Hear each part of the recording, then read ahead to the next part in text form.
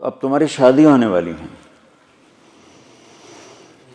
تو آنے والی کو دیکھو نا کتنی بڑی قربانی کر کے آ رہی ہے، گھر، ماں باپ، بہن بھائی، سہیلیاں، ماحول، ہر چیز چھوڑ کے وہ آ رہی. تم آتے ہی اس کو کڑاہی میں ڈال دو تو اس کا کیا حال ہوگا.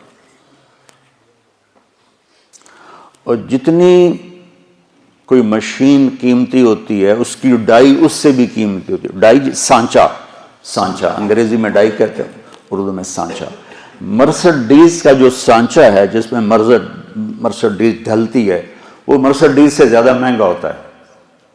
اس پہ کوئی ذرا بھی خراش آ جائے نا اس کو تبدیل کر دیتے ہیں، نیا لگاتے ہیں. یہ جو 2-3 سال ایک ہی ماڈل چلتا ہے کہ نیا ماڈل لانے کے لیے کروڑوں ڈالر پھر خرچ کرنے پڑتے ہیں کہ نئی ڈائی بنانی ہوتی ہے، نیا سانچہ بنانا ہوتا ہے. اس لیے 3 سال ایک ہی ماڈل چلتا ہے. تو دنیا کی سب سے قیمتی مشین انسان ہے جس کا سانچہ ماں ہے، جس کی ڈائی ماں ہے. مرسڈیز کے سانچے پر خراش پڑے تو بدل دیتے ہیں، اور ماں بن گئی ہے بچی اور اس کے پیٹ میں بچہ ہے. سسر اس کو ڈانٹ رہا ہے، ساس اس کو ڈانٹ رہی ہے، نندیں اس کو ڈانٹ رہی ہیں، دیور اس کو ڈانٹ رہے ہیں، خامد اس کو ڈانٹ رہا ہے. تو ڈائی اندر میں تو پرزے ہو گئی نا.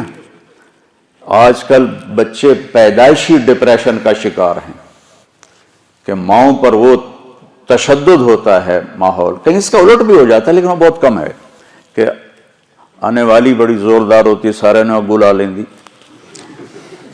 لیکن یہ بہت کم ہے. زیادہ یہی ہے کہ آنے والی ایک عذاب میں پھنس جاتی. تو اس لیے میں نے کہا بیٹا ہمارا دین ہمیں کہتا ہے کہ لڑکا بھی گھر چھوڑے لڑکی بھی گھر چھوڑے اور اپنا الگ گھر بسائیں تاکہ 2 کے مسائل ہوں. اب جو بیچاری جاتی ہے وہ سارے گھر کی خدمت اس کے ذمہ ہو جاتی، ماں کی بھی کرے، ساس کی بھی کرے، سسر کی بھی کرے، اور خامند کی بھی کرے، خامند کی بہنوں کی بھی کرے، گھر کے برتن بھی صاف کرے، جھاڑو بھی دے، سارے کام اس کے ذمہ ہوتے. میں تمہیں پہلے بھی کئی دفعہ سنا چکا ہوں کہ اللہ تعالیٰ نے یہ ماحول کیسے آنکھوں پہ پٹی باندھ دیتا ہے. ٹھیک ہے، میری شادی ہوئی فیصل آباد، میرا گاؤں. اس وقت وہاں بجلی بھی نہیں تھی، تو میری بیوی شہر سے اور وحشت زدہ ہماری جانگلی زبان وہ سمجھتے نہیں تھی، چپ کر کے بیٹھی رہتی تھی. تو وہ پھر میرے پاس روتی، تسی بولی جان دو، میں نے پتہ ہی نہیں لگتا تسی آگ کی رہے ہو. ایسی کیفیت. اور اللہ نے آنکھ کھولی تو نوکر، کھانے والے الگ، پکانے والے، کھلانے والے الگ، پکانے والے الگ، سودا لانے والے الگ، حکا بنانے والے الگ. حکے کا ایک مستقل نوکر ہوتا تھا جس کا کام تھا صبح حکا تیار کر کے رکھنا اور پھر عصر کے بعد دوبارہ حکا تازہ کر کے رکھنا.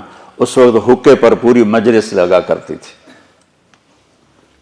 تو میں نے اپنی ماں کو کبھی نہیں دیکھا کہ میری ماں کو اچھا پکانا بھی نہیں آتا تھا اور روٹی گول نہیں بنا سکتی تھی چونکہ سارا کام تو نوکرانیاں کرتی تھیں.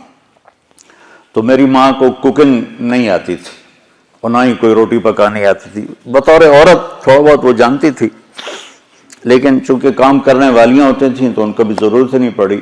اب اس ماحول میں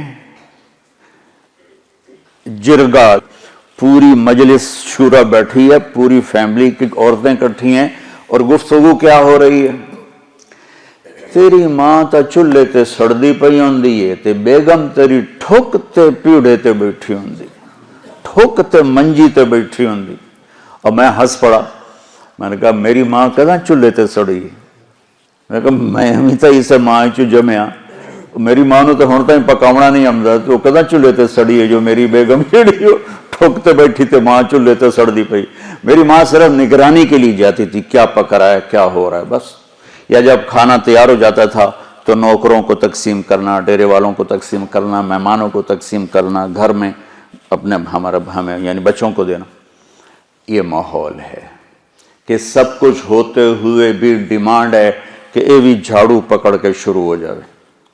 تو دیکھو بیٹا، ایک منفی مزاج ہوتا ہے، جو ممبر پہ بیٹھے تو منفی ہوگا، جو گھر میں جائے گا تو ہوگا، جس جگہ جائے گا وہ الٹا ہی ہوگا. تو میں تمہیں اس سے نکالنا چاہتا ہوں کسی طرح.